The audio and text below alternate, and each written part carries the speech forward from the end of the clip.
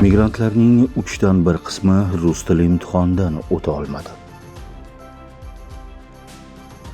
Rossiyada SIM karta olishda shartnomada telefonning email raqami ko'rsatilishi shart bo'ladi.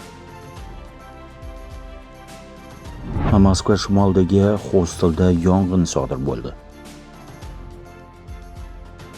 Rostov viloyatidagi migrantlarga sotuvchi va kuryer bo'lib ishlash taqiqlandi. Assalomu alaykum, dasturlarimizni boshlaymiz. Migrantlarning 1/3 qismi rus tili imtihonidan o'ta olmadi. Ta'lim va fan vazirligining RIA Novosti agentligiga ma'lum qilishicha, 2025-yilning 4-choragida migrant ishchilarning taxminan 35% rus tili, Rossiya tarixi va qonunchilik asoslari imtihonlaridan birinchi urinishda o'ta olmagan. Vazirlikning aniqlik kiritishicha, jami 201.600 kishi imtihon topshirgan. Ulardan 87.9% o'tgan, biroq 35.5% birinchi urinishda o'ta olmagan.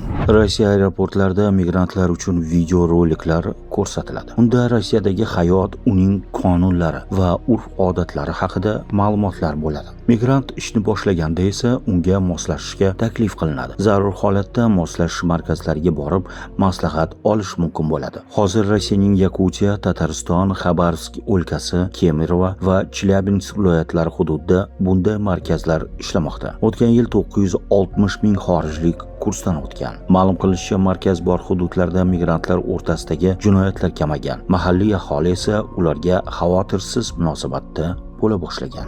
Rossiyada SIM karta olishda shartnomada telefonning email raqami ko'rsatilishi shart bo'ladi. Raqamlar maxsus ma'lumotlar bazasiga kiritiladi. Shu tariqa SIM karta bitta telefonga biriktiriladi. Ba'zida allaqachon email kodi bor telefonga SIM karta sotish taqiqlanadi. Deputatlar qonunni birinchi o'qishda qabul qilishgan. Avvalroq xorijliklarga SIM karta sotishda qoidabuzarlik qilganliklar qamalishi mumkinligi haqida yozishgandi. Qo'shni Tojikistonga o'tamiz. Tojikiston fuqarolari uchun yaxshi xabar. Endi ular Rossiyaga ishlashga kelishdan oldin o'z vatanida tibbiy ko'rikdan o'tishi mumkin. Tojikiston bergan tibbiy ma'lumotlarni patent olishda taqdim etishi mumkin. Rossiya bu hujjatlarni tan oladi. Rossiya va Tojikiston o'rtasidagi tegishli bitim ratifikatsiya qilindi. Eslatib o'tamiz, bunday kelishuvga Putinning Dushanbega tashrifi chog'ida erishilgan edi.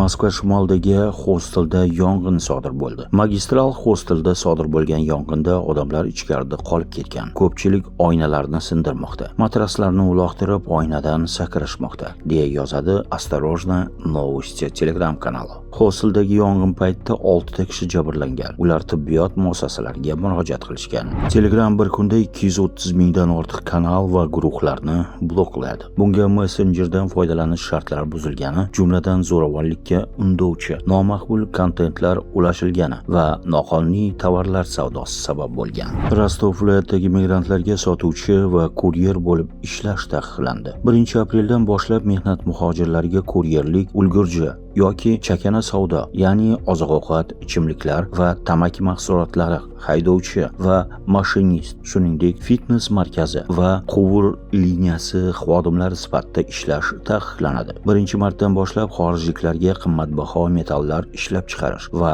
pochta xizmatlaridan foydalanish taqiqlanadi. Cheklovlar Rossiya Federatsiyasida patent asosida ishlaydigan chet el fuqarolariga nisbatan qo'llaniladi. Taqiq Yevrosiyo iqtisodiy ittifoqi mamlakatlari, ya'ni Belarus, Qozog'iston, Armaniston va Qirg'iziston fuqarolariga taalluqli emas. Sankt-Peterburg, Kaliningrad, Xanti-Manskiy avtonom okrugi va Voronij viloyatida shunga o'xshash choralar allaqachon joriy etilgan. O'zbekistonga o'tamiz. Toshkentda velosiped, skuter va moped haydovchilariga nisbatan kuchaytirilgan reyd boshlandi. Tadbirlar yo'l transport hodisalarining oldini olish maqsadida o'tkazilmoqda. Qoidabuzarlarga nisbatan chora ko'rilmoqda, deyiladi Yo'l harakati xavfsizlik bo'limi xabarida. Ma'lumot uchun, kecha Chilonzorda sodir bo'lgan yo'l transport hodisasi oqibatida velosiped haydovchisi halok bo'ldi. O'zbekistondan chetlashmaymiz. Diqqat! Pedofillar uchun umrbod ozodlikdan mahrum etish jazosi joriy etiladi. O'zbekiston Respublikasi Shavkat Mirziyoyev ayollar va bolalarga nisbatan zo'ravonlik uchun javobgarlikni kuchaytirish hamda pedofiliya jinoyati uchun umrbod ozodlikdan mahrum etish jazosini joriy etish tashabbusini qo'llab-quvvatladi.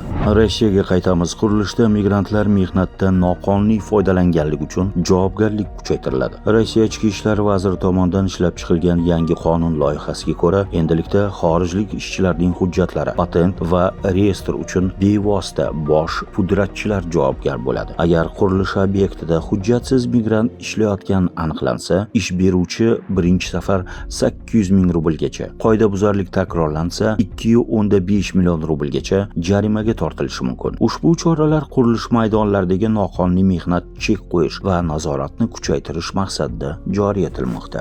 Sevishganlar kunida haddan ortiq mijozlarga xizmat ko'rsatgan massajchi charchoq sabab vafot etdi. Joriy yilning 14-fevral kuni Sevishganlar kunida Sankt-Peterburgning spa markazida ishlagan 36 yoshli massajchi ayol xizmat vaqtida charchoq tufayli vafot etgan. Ayol bir necha soat davomida tanaffussiz mijozlarga xizmat qilgandan keyin o'zini yomon his qila boshlagan. Dam olish uchun biroz yotgan, lekin keyin turgan vaqtida hushidan ketgan. U shoshilinch kasalxonaga olib ketilgan, biroq bir necha soat o'tib vafot etgan. Hamkasblarining aytishicha, Sevishganlar kuni spa markazida juda ko'p mijoz bo'lgani uchun ayol ertalabdan deyarli tanaffussiz ishlagan. Massajchi ayol Indoneziya fuqarosi bo'lib, taxminan yarim yil avval ishlash uchun Sankt-Peterburgga kelgan. Patent bo'yicha muhim eslatma. Muhojir patent to'lovini amalga oshirishi uchun data выдачи, ya'ni berilgan sana ustida ko'rsatilgan ikkita raqamga